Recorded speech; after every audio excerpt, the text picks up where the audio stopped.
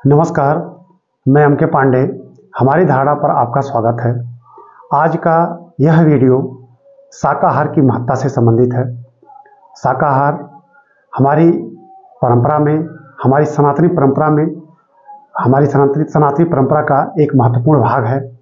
हम शाकाहार के संदर्भ में न जाने कितने आख्यान व्याख्यान पढ़े हैं, सुने हैं। धर्म ग्रंथों में इसका विशद वर्णन भी मिलता है। इसी संदर्भ में हम एक संक्षिप्त जानकारी देना चाहते हैं।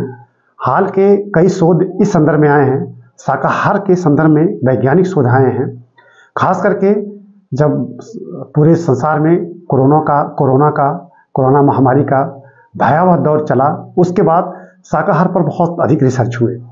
हाल के कुछ रिसर्च ऐसे आए हैं जो यह सिद्ध करते हैं, यह बताते हैं कि शाकाहार या जो लंबे समय से शाकाहार पर निर्भर हैं उनमें इम्यूनिटी अधिक है। हालिया रिसर्च तो यहाँ तक कह रहे हैं कि कोरोना काल में शरीर की इम्यूनिटी 39% शाकाहारी व्यक्तियों में अधिक पाई गई थी अपेक्षाकृत मांसाहारियों के। और यह जो रिसर्च हुआ था, हफ्ते में 3 दिन मांसाहार और पूर्ण शाकाहार पर हुआ था। मतलब ये कि उन व्यक्तियों पर रिसर्च जो हफ्ते में 3 दिन मांसाहार पर निर्भर थे, बाकी दिन तो वो शाकाहारी भोजन ही किए, लेकिन बाकी जो पूर्णतः शाकाहारी जीवन यापन करते हैं, इन पर तुलनात्मक दृष्टि से अध्ययन हुए थे। उनमें पाया गया कि शाकाहारी व्यक्तियों में 39% वायरल इन्फेक्शन से लड़ने की क्षमता अधिक थी। तो ये बहुत बड़ा रिसर्च है। यह केवल कहने वाली बात नहीं है, यह वैज्ञानिक रिसर्च है, हाल के शोध हैं जो यह बताते हैं कि शाकाहार में इम्यूनिटी बढ़ाने की शक्ति अधिक है। अब हमको एक एक तत्वों के बारे में या शाकाहार में जो जो भोज्य सामग्री ली जाती है उनमें क्या क्या घटक पाए जाते हैं, उनके बारे में यहाँ हमें बताने की कोई ऐसी आवश्यकता नहीं है।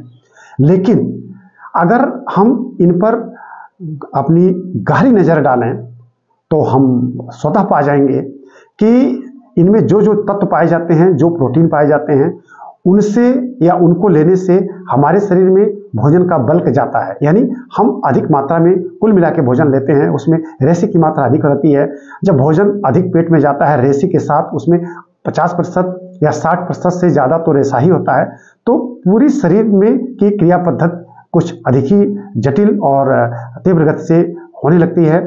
शरीर में सारे अंग उपांग अपनी मजबूती के साथ काम करते हैं, क्योंकि कैटाबॉलिक और एनाबॉलिक रिएक्शंस शाकाहारी प्राणियों में अपेक्षाकृत कुछ अलग ढंग के पाए जाते हैं। अलग ढंग के पाए जाने का तात्पर्य यहाँ सीधा एक उदाहरण से कि जो हम मांसाहार में जो प्रोटीन लेते हैं वो प्राथमिक या प्राइमरी प्रोटीन होता है।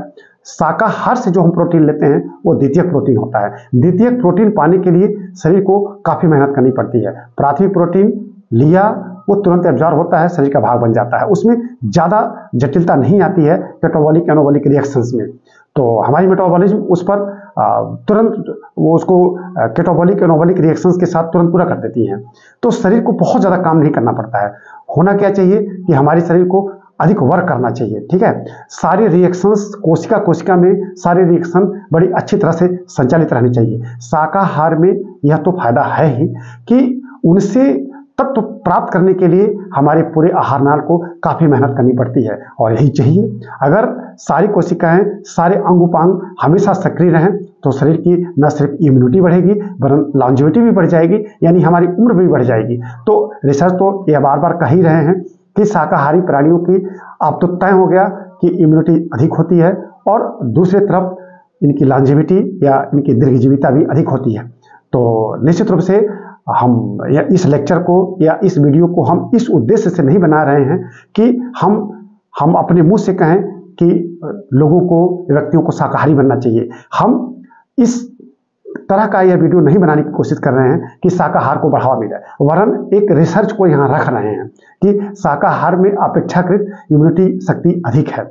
अब संसार में अगर पूरे विश्व का रिसर्च किया जाए तो जितने भी डेवलप्ड कंट्रीज हैं, अफ्रीका को ले लिया जाए, दक्षिण अमेरिका, पूरे सारे देशों को ले लिया जाए, तो मांसाहार या मतलब मांसाहारी व्यक्तियों की संख्या तो ज़्यादा ही मिलेगी। भारत में शाकाहारी प्रवृत्ति अधिक है, लेकिन दुनिया में तो मांसाहारी प्रवृत्ति अधिक है। तो अब ऐसे देखा जाए तो जापान में लगभग 70% लोग मछली खाते हैं, मांस खाते हैं, लेकिन वहाँ लॉन्जेविटी बहुत ज़्यादा है, वहाँ तो बुजुर्गों की संख्या आबादी की दृष्टि से बहुत ज़्यादा है। तो ठीक है, लेकिन एक रिसर्च है, हम यह कतई नहीं कह सकते हैं कि मांसाहारी व्यक्तियों की उम्र कम होती है, शाकाहारियों की ही ज़्यादा होती है।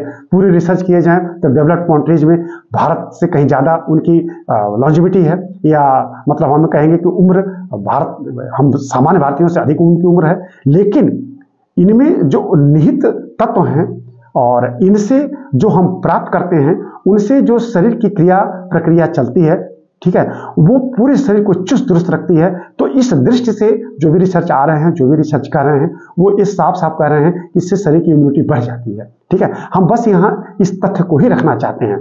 अब जैसे हमको सारे विटामिन लेने हैं, खनिज लेने हैं, तो डॉक्टर बार बार कहते हैं कि मीट मछली मांस अंडा, इनमें तत्काल ये प्रोटीन मिल जाएंगे, ये विटामिन मिल जाएंगे, वो तो बार बार कहते हैं। तो अब हर दृष्टि से सब कुछ सही है, लेकिन ऐसे लॉन्ग टाइम के लिए हम शाकाहार पर अगर ज़्यादा निर्भर रहें तो वो हमारे लिए ज़्यादा बेटर है। अब जो मांसाहारी हैं, जो मतलब शौकिया मांस खाते हैं, तो शौकिया खा लेना अलग बात है, लेकिन हम अधिक से अधिक शाकाहार पर ही निर्भर रहें, यह आज की अधिक आवश्यकता है। अब शाकाहार में आप देखिए तरह तरह की सब्जियां हैं, तरह तरह के फल हैं, और आजकल तो मोटे अनाज का खूब बढ़ावा, तो हम भारत के प्रधानमंत्री ने इसको खूब बढ़ चढ़ के इसको बढ़ावा दिया है।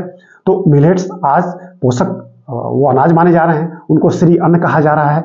मेरी समझ से हमारी जो धारणा बनती है, हमने जो अब तक जो पढ़ा है और अब तक के रिसर्चों का हमने जो अध्ययन किया है, हम पाते हैं कि साग सब्जियों और मोटे अनाज पर अगर हम अपने जीवन को ज़्यादा निर्भर कर दें तो निश्चित रूप से शरीर की हमारी इम्यूनिटी और कहीं ज़्यादा बढ़ जाएगी।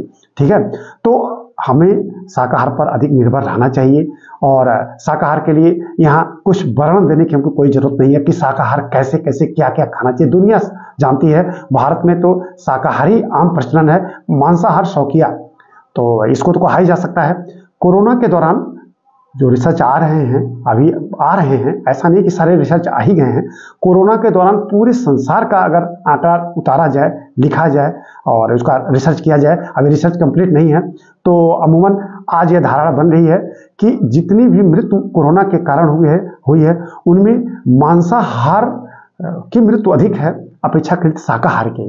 अब भारत का ही आंकड़ा लिया जाए तो भारत 140 करोड़ की आबादी है, यहाँ भी कोरोना हर प्रदेश में गांव-गांव में फैल चुका था, लेकिन सरकारी आंकड़े कहते हैं कि हमारे यहाँ लगभग 5 लाख की आबादी कोरोना का शिकार हुई थी। वहीं अमेरिका में जाकर देख लिया जाए, यूरोप में सामान्य इटली में अगर देख लिया जाए, किसी भी छोटे छोटे देश में 10-10 लाख की आबादी कोरोना का शिकार हो गई थी। चीन में तो उसने अपने आंकड़े ही नहीं जारी किए, न जाने कितने लाख वहाँ कोरोना के काल में उसके शिकार हो गए। तो अब ये तो रिसर्च आएगा, पक्का रिसर्च आ जाएगा, कहाँ कितनी मृत्यु हुई, कहाँ कितना शाकाहार मांसाहार, वो तो आंकड़े अलग हैं। लेकिन मोटा मोटा तो यह कहा ही जा रहा है कि जहाँ शाकाहार की प्रवृत्ति ज़्यादा रही है वहाँ अपेक्षाकृत कम मृत्यु हुई है, जहाँ मांसाहार की प्रवृत्ति ज़्यादा रही है वहाँ अपेक्षाकृत अधिक मृत्यु हुई है। आप आसपास अपने पास पड़ोस में भूटान जैसे देश, नेपाल जैसे देश, बाकी और देश में देख लें तो इसकी स्पष्ट छवि हमारे सामने मतलब प्रस्तुत हो जाती है।